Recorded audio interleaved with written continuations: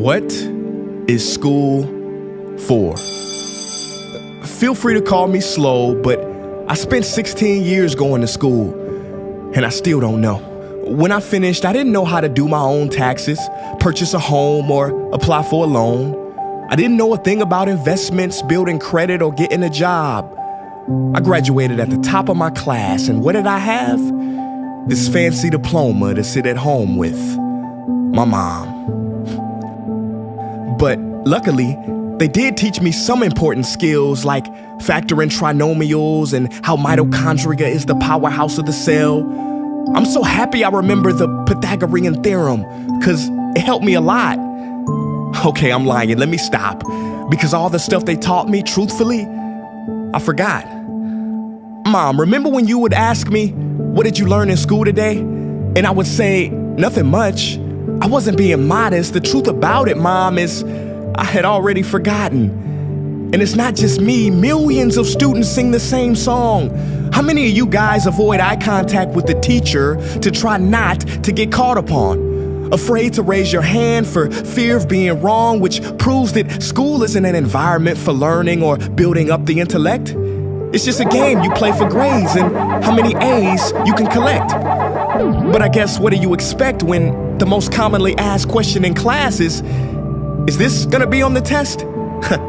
Is this gonna be on the test? See, if school put learning instead of testing and memorizing as the top standard, then the letter F would not stand for failure. It would stand for find another answer. And if school was really interested in our personal and academic success, students would wake up later, have more freedom, and homework a lot less. And that's not my opinion. This conclusion has been scientifically tested and proven. And any teacher that doesn't believe me, feel free to check my works cited page to inspect.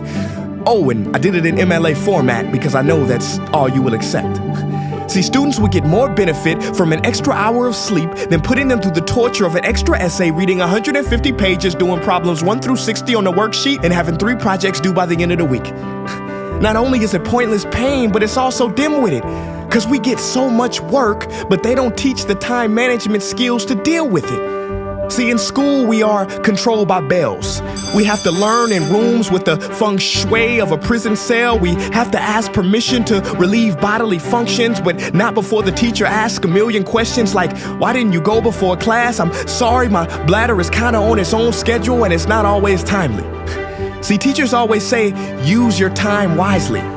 But that never made sense to me. Because these 6 cruel hours of our lives we call school might literally be the worst use of time management ever in history. Think about it, the traditional teaching method is foolish. No, it's useless, multiplied by the square root of stupid. What they do is they cram information in your head, force feeding you, and then you throw it up on the test. That's not education, that's bulimia. And the more bulimic you are, the better you will do on their assessments. So it's no wonder why so many students graduate mentally and emotionally anorexic. See, school teaches you how to memorize dots. True education should teach you how to connect them.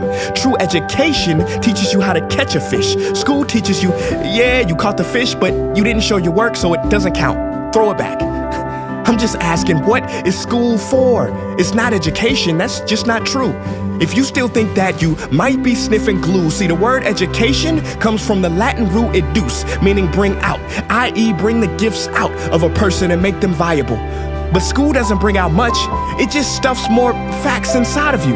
Now some of that stuff is justifiable. We need reading, writing, and some arithmetic, that's fair. But are you telling me metamorphic and igneous rocks are more important than self-care? If suicide is the 3rd leading cause of death of ages 10 to 24, and Harvard studies suggest the biggest predictor for success is self-control and emotional health, then why the heck aren't we taught how to handle stress, bullies, or rejection? How about anxiety or depression? You know, skills we need for our entire lives.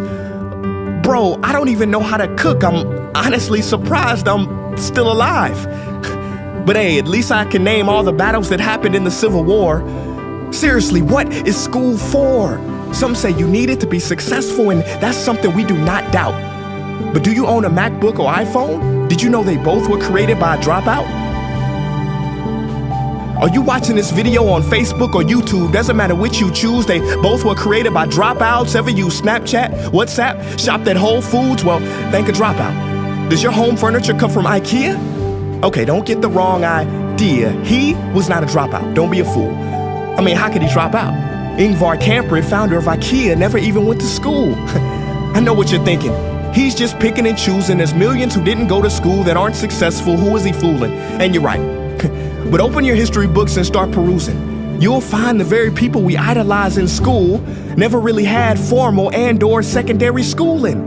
I'm talking George Washington, Abe Lincoln. America's best presidents had zero school between them. Ben Franklin, Thomas Edison, shall I proceed? Ernest Hemingway, Mark Twain, Teddy Roosevelt, Margaret Mead. Now please, I'm not saying drop out, because some schools are great and many teachers are rare treasures. I'm saying that there's a difference between people who are smart and people who score better. I'm saying that your future is something that no test will ever measure. Even if that test begins in 3 letters like SAT, ACT, it's BS if they say those determine your LIFE. No, your destiny is in your hands. You must shape it to be great.